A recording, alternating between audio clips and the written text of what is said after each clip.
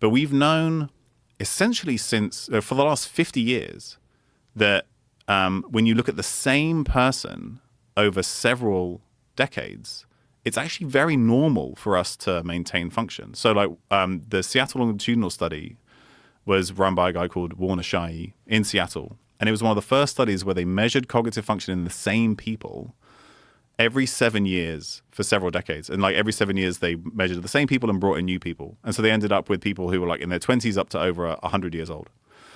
And they found that the average effect, by that I mean that more than 50% of people maintain the same level of cognitive function into their 50s, 60s, 70s, and 80s. And those data were used to actually raise the retirement age in the US in the 1980s because they showed that it actually wasn't normal for people to decline.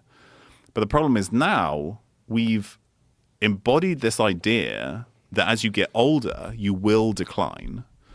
And as a result, you stop engaging in all the things that we've talked about. So you're like, oh, I'm too old to lift that. I'm too old to learn a new skill. I don't have time to do that.